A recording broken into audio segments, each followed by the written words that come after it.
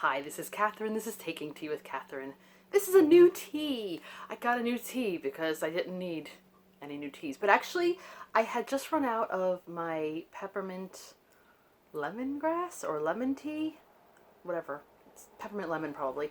And I wanted to replace it in some way. So when I saw this tea called Sleep and Dream by Tican, I don't know how to pronounce that, Tican Organics.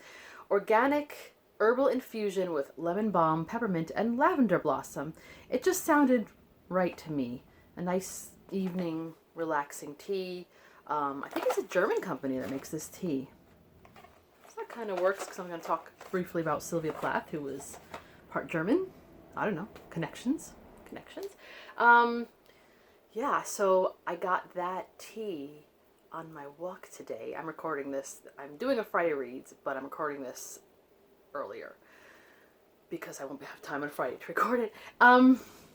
And I had decided to take a walk to Sunnyside, which is the town right next to mine, but a bit of a walk. And I couldn't resist because it's been a few months since I've been there, and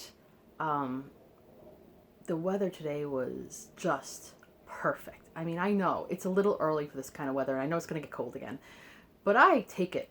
I really do. I take this weather when I can because it doesn't even happen as often as I'd like in the spring and summer or autumn, when it's almost 70 degrees Fahrenheit out. Oh, it's so perfect, The only other thing I could do in weather like this is maybe go to the park, but I didn't this time.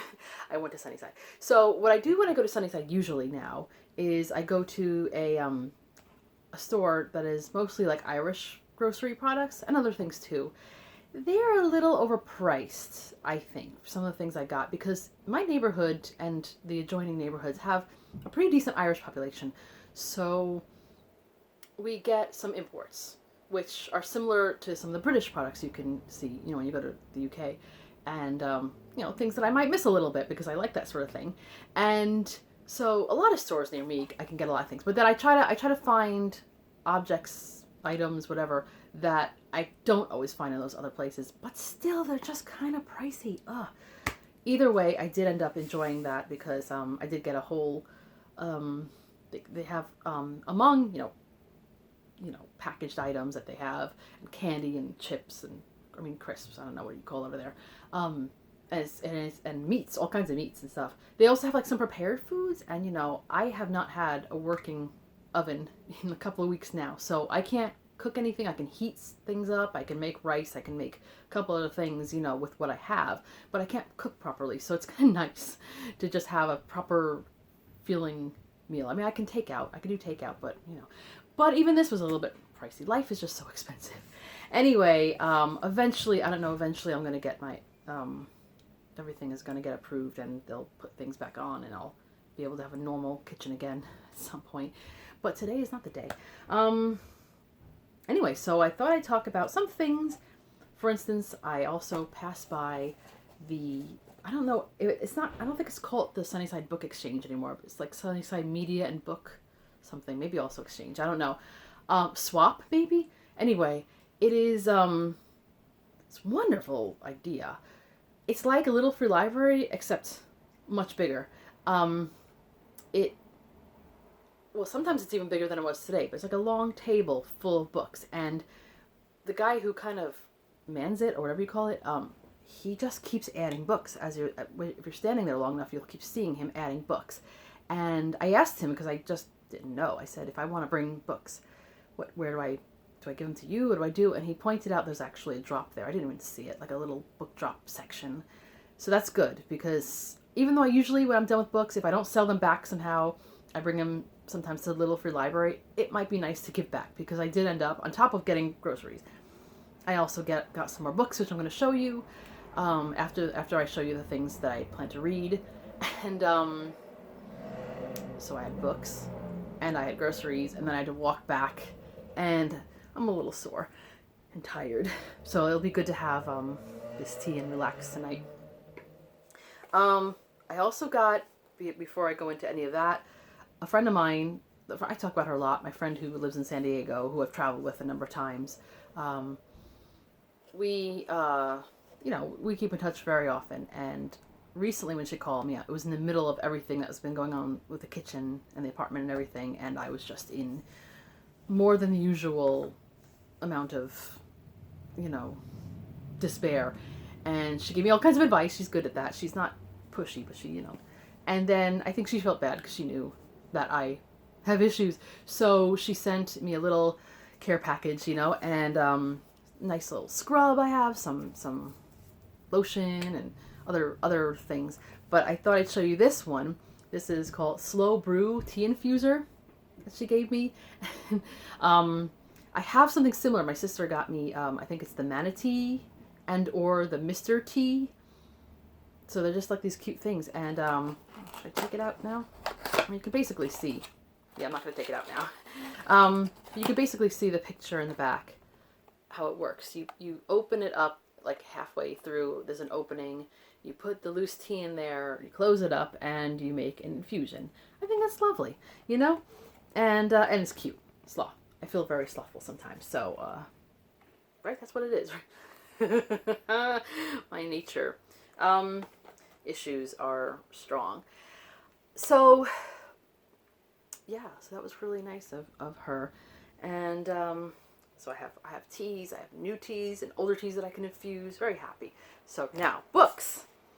I'll first show you a book that I haven't started yet, but this is going to be my next mystery. I finished 3. I showed that already. 3 mystery novels in very quick succession. And then I just said, there's so much I have to read. Let me catch up on other things. And when I feel not all the way caught up, but at least a little bit, that I made some progress, I'm going to pick another mystery novel and get started on that. And so I think the best one to get into now is the one I've been trying to read for a long time, which is one of the ones I'm trying to read for a long time, which is Gaudy Night by Dorothy Sayers, Dorothy L. Sayers.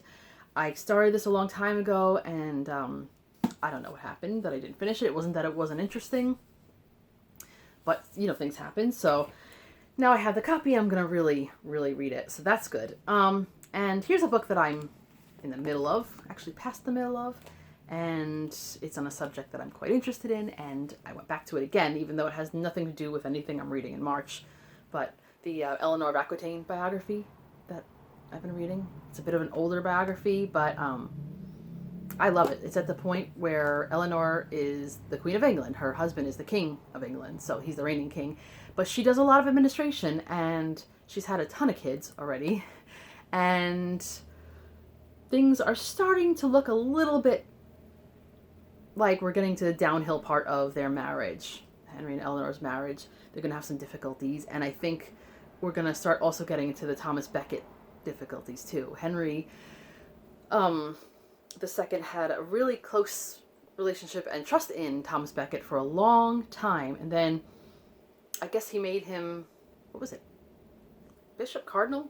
I don't remember at this point. I'll get up to that point. But whatever he did, he suddenly Becket decided, I'm not gonna listen to you anymore. And because I'm in the church and I answer to a higher power, so that led to all kinds of things. But we're not there yet. We're still not at the end of Eleanor's pregnancies, and I know we'll be getting soon to the part where she discovers that her husband not only is having like a little affair, because she knew that he did stuff like that, but that he was having like a serious, keeping a woman hidden kind of affair, like all out, this is not, over kind of thing.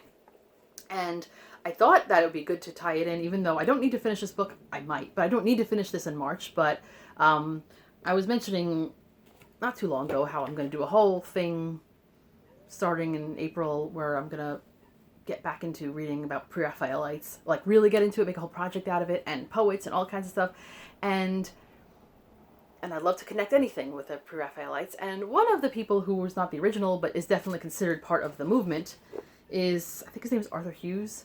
You always doubt yourself when you don't have it right in front of you, but I think his name is Arthur Hughes. And he made quite a few that I like. And I think when I was in Texas and they had that special exhibition, I think he was part of it.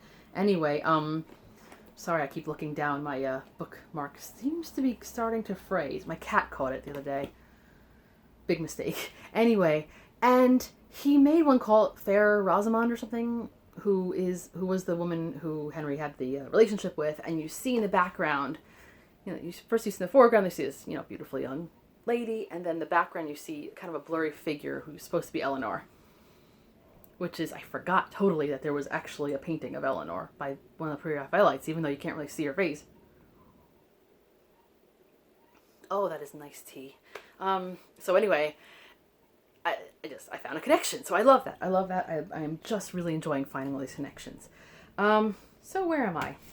Speaking of poets, dig it up because I have so many things next to me. I have made some progress, but not nearly enough progress in this mammoth. Read Comet, The Short Life and Blazing Art of Sylvia Plath. See, this is the issue with me. I do read big books. I enjoy reading big books. Yeah, and I cannot lie. And my problem is some of them, when they're really heavy, it can be difficult for me to read because, well, I can't bring it with me anywhere because it's just a big schlep. And even at home, if I put it on my lap, my knees, my legs can get a little bit numb. If I try to hold it up, my wrists start to hurt. So like the only way I can really read it is at a table. And there's just so much table space right now with everything happening in my kitchen. And my desk is being used a lot more for, my workspace. So it's a bit of a struggle, but I'm still reading it and I do like it. I didn't realize, certain things about her. Actually, a lot I didn't realize about her. But I'm learning. She's still a teenager. And I'm reading, so I'm not going to share that much yet. But it is sad how her father died when she was pretty young, and just in a way that was so preventable. And then just the things that she and her family kind of dealt with, being not that well off, but being among people who did have money, that could be a bit of a struggle. But she's still pulling through, and she's a hard worker, and and she's both academically and physically, and yeah. But you could see that she has some issues that are part of her. Who doesn't? But anyway, but you see her development and how it's going to affect certain things, I guess, in the future. So there you go. And really got to make more progress with that. A book that I didn't have in my TBR, but then I decided to join in on a read-along. Rajathon? Have you heard this channel? Has a Discord, and this is my first experience with a Discord. It's a little confusing to me because I am too old, but I'm learning. And he's doing like a presidential, I think a year-long, I don't know, maybe continual readathon. Where early in the year they did a book about George Washington, which I didn't join in on, but Christy from Dostoevsky in Space mentioned it, and then I thought, okay, that's cool. She was very enthusiastic about the Washington book. And then they started a book about John Adams by David McCullough? Oh, goodness, I should know how to say that. But anyway, I have read a book by him before. So I decided to join in finally on this because I did really want to read John Adams, and I am making progress, and I really am liking this. It's pre-revolution, but getting there. The Boston Massacre happened already, and I thought that was kind of interesting because it always happens when I'm reading books that something has something to do with something else, and then somewhere else. When I was reading A Daughter of Time, they talked about the Boston Massacre and how, although obviously it was messed up, it was really blown out of proportion, and to use the word massacre. So when I came across it here, I was like, oh yeah, we were just talking about that somewhere. Where was I talking about that? And also because he, John Adams, his upbringing and life is very New England, very like Boston area, Massachusetts area, also is a bit of a connection to Sylvia Plath. So everything's sort of related a little bit. And it's making me kind of want to go back to New England. It's been a very long time. I haven't been to Connecticut in a long time, but somewhere along like the, 2008, 2009, I went to Boston a few times, never for a very long time. And I never really thoroughly got to know that area at all, among other parts of New England that I've barely been to. I mean, seriously, I've not been enough to New England for someone who lives pretty close to it. So there is a bit of a goal to, I don't know about this year, but hopefully at some point to get back to Boston. It's been over a decade and thereabouts. I have friends in Connecticut. I have never been to Maine. I have never been to Vermont or New Hampshire, I don't think. So that's kind of sad, you know? I've been to England, but I've barely been to New England. But, you know, such is life. I mean, I live in New York. I've barely been to York. I don't think I've been to Yorkshire area. Have I? Probably not. Maybe passed through in the train. Anyway, I am digressing. So what else am I reading? What else am I reading? Oh, this is something I got at the library. Just a bit of a silly thing that I saw and then put on hold. But it's cute, and I'll probably finish it soon. It's called I Will Judge You by Your Bookshelf by Grant Snyder. It's just a cute, I'm saying cute, book that is just illustrated about books and reading and everything, and grammar even. And it's enjoyable. It's not groundbreaking, but it's nice. And I think if you're bookish, it might be a fun thing for you to look through. And it's got cats in the front. So, and I like this, look. So he's like looking over at her library, and then he's like, nope, don't look at my books, don't look at my books. Aren't we all kind of like that? I mean, I do have this on display, but you know. And I also got, this is a little heavy too, but I took it to the library because I want to be more regular in writing, period, but also in keeping my journals, diaries, etc. I do so, but never enough, really, for someone who used to be much more regular. And so I got this out called Remarkable Diaries, the world's greatest diaries, journals, notebooks, and letters. As you may know, if you've watched my channel long enough, I am very fond of handwritten things, even though because of some things that I deal with, my hand, I don't hold pens correctly.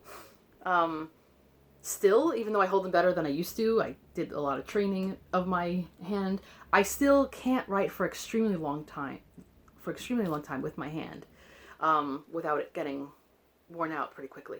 So the fact that I like the whole deal of handwriting is, I don't know about ironic, but at least kind of strange. But I just love it. I wish I could sketch, but I love keeping handwritten journals. I love book journaling. I also don't mind doing things, typing online, etc. But I really, really like the handwriting. And letter writing. I just really do love, and I did a video about that last year when I went around Jane Austen July, because it is a lost art. It's not a completely lost art, by the way. People do. I mean, the fact that people still sell stamps means that there are letters going around. It's just that most of them are bills. But even that is done online most of the time. So, you know, I do try to keep that up every once in a while. I do send out a couple letters monthly, I think. So I like any book that gets into that. I love it. It is so inspiring, even just by the cover. You know, seeing all these copies. And it goes back in history, too. It has a journal from, like, Egyptian times. A recent discovery, actually. So that's kind of cool.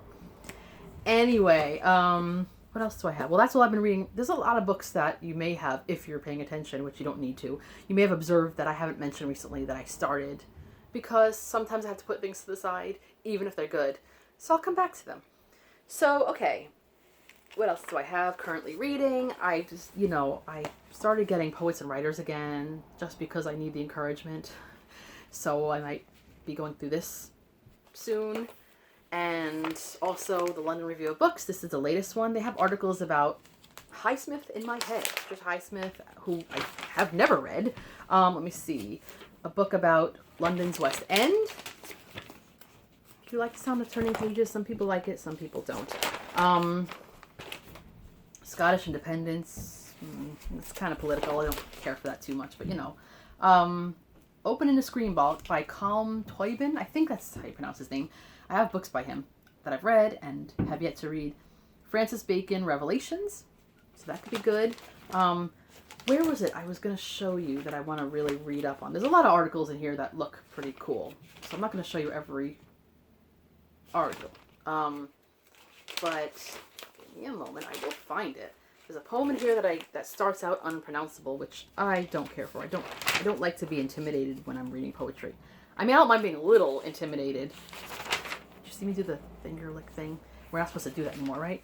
Oh well, I'm at home. So this about the National Gallery. Are they even open in London? If anyone lives in London, let me know. About Artemisia Gentileschi, who is an artist that I am, but especially when I started reading about her, I was so fascinated with her history and what she went through, and her art itself is fantastic. I think this is Esther, but I could be wrong about that. She's fainting, so maybe it's not. I don't know. But anyway, I mean, the pictures don't look quite... Why don't they say what this is? Let me see. Oh yeah, it is Esther before Ahasuerus, which I still can't say, despite having read Esther recently. But, yeah. But in those days, you know, what do they have as far as costume understanding? Okay. So here's my haul. I'm doing a haul, and here are the books that I picked up. One was a double that I thought it might be, but it was small, so I didn't mind picking it up, and I will end up sending it away at some point. This one I just thought was cute because I just love English history so much, and it just looked fun. This is 1066 and All That. English history served up a la carte, a unique and hilarious spoof by W.C. Seller and R.J. Yateman, or Yeatman? Yateman, probably, not Yeat. So this is just up my alley, and small and cute, so I should like that. The Quest for Corvo by A.J.A. Simons. One of these penguin. I have some of these. They tend to fall apart, so we'll see. But this one has been around for a while. It still seems to be going. This edition, I think, is from the 60s. Anyway, it says the public attitude to Rolf, Baron Corvo, has altered completely in recent years. As the literary merits of Hadrian VII and other works have come to be appreciated, there has been a growing interest in the bizarre character of their author, the life of this uncouth, lonely, arrogant genius who bit the hands that fed him with unprecedented venom, was first put together by A.J.A. Simons over 30 years ago in an extraordinary piece of biographical research. And the modern reader will find that the Quest for Corvo still reads as excitingly as any story of crime and detection. So a little bit biography, a little bit mystery, kind of detective-ish. And this just seems fun. I picked it up and it's like flew from my hand. I had to get it, and this woman at the outside by the Sunnyside book exchange, whatever it's called now, was like, "Oh my goodness, you must have been really excited." I was like, I wasn't that excited, but it's still cool. This is Of Books and Bagpipes, a Scottish bookshop mystery by Paige Shelton. And it's a mystery, which I love. It's a bookshop mystery, which I love. And it takes place in Edinburgh, which I haven't been to since 2017, but still loved it. My friend, the one I was just talking about, who sent me that package, we had gone together, and she said to me that her, the tote bag that she just buys tote bags like every bookshop she goes to, that she got in the bookshop there, just broke in one place, and she's like, well, now I have to go back and get another one. So I was like, hey, let's go. We live in a fantasy world, you know, but it's a nice fantasy world. So this is, Delaney Nichols has settled so comfortably into her life in Edinburgh that she truly feels it's become more of a home than her once beloved Kansas. Her job at the Cracked Spine, I like the name, a bookshop specializing in rare manuscripts as well as other sundry valuable historical objects, is everything she had dreamed. Her boss, Edwin McAllister, is entrusting her with more and more important jobs, as well as more of his secrets. Her latest task includes a trip out to Castle Doon, is that how you pronounce it? To retrieve a hard-to-find edition of an old Scottish Comet, or Woolly, in a cloak and dagger transaction that Edwin has orchestrated. While taking in the sights of the distant highlands and the castle's ramparts, Delaney spots a sandal-clad foot at the other end of the roof. Uh-oh. She is shocked and dismayed to find that the foot's owner is very much dead, and, based on the William Wallace costume he's wearing, perfectly matches the description of the man who is supposed to bring the Woolly. As Delaney rushes to find the police, she sees something fluttering from the other side of the wall. She finds that it is the precious collectible she's been sent to retrieve. The book has been hidden in a nook of the castle wall. Instinct tells her to take the pages rather than turn them over to the police. Oh, here she starts up. It's not until she returns to the Cracked Spine that she realizes just how tangled the web of stories and lies that stretches into the past is. Delaney must find out who wanted this man dead, and why, before she finds herself in the middle of an increasingly dangerous plot. And so it begins. That's not what it said. I said it, so it begins. But anyway, so that sounds kind of cool, right? Yeah. Might read that in April. Maybe not. I have a lot of things I want to read in April, but April used to have, I don't know if they still do it now in New York, but they used to have Tartan Week, which was all Scottish-y. So I might pick at least something Scottish to read. And then I found Fire in the City, Savonarola, and the Struggle for the Soul of the Renaissance Florence by Lauro Martinez. That's our Lauro Martinez. It's very, very pensive. Yeah, I think he's the guy. This guy used to burn books and art and stuff. So this is gonna be. I don't know how I feel about this guy, but I read about him before, but not that much. Last but not least, this is the big book that I schlepped back. Yes, I schlepped these books back. The collected What If? Eminent Historians Imagine What Might Have Been. So essays by Caleb Carr, John Lucas, John Keegan, James Bradley, Stephen E. Ambrose, which I have books by, and others. Edited by Robert Cowley, and I love this stuff. History, what ifs. So some of the questions are, it's getting a bit late. The plague that saved Jerusalem. Let's see. I want to see things that I know a little bit about. The Revolution's Dunkirk, August 29th, 1776, by David McCullough, whatever. Napoleon's Missed Opportunities, sorry. The What Ifs of 1914, How Hitler Could Have Won the War, D-Day Fails, let's see. Pontius Pilate Spares Jesus, William Does Not Conquer England, Martin Luther Burns at the Stake, If Charles I Had Not Left Whitehall, Napoleon's Invasion of North America, If Lincoln Had Not freed the slaves, let's see, the War of Chamberlain Fails to Sway Hitler at Munich. So these are a lot of things that I haven't gotten to even all of them, by all kinds of different history writers, and it's just, I love this kind of thing. It's not perfect, but it's kind of like what if is exactly, how, little things, if they had changed, could have changed the whole course of history. It's kind of like time travel. If you go back and change one thing, it's going to change everything. So I like that. I don't like to debate too much, but I don't mind speculation because it's just fun, It's a little needless, but that's the whole point, right? Of reading for fun. So that is all of, at least most of my plans to read, what I'm currently reading, what I plan to read within the next week or so, what I've hauled, all the things. Please let me know if you're reading any of these books, or if you've read any of these books, what you think of them, whether I'm currently reading them, or just hauled them, any of these subjects appeal to you. If you're ever in the Sunnyside, Queens area, look this place up because it is fantastic. I will try to keep the website in the description box. I usually forget these things because I'm forgetful. It's fantastic in the good weather, especially. You stand out there, all kinds of people going by with their dogs who are usually friendly. I found a lot of friendly dogs, and I don't know why they like me so much. I'm a cat person, but that's okay.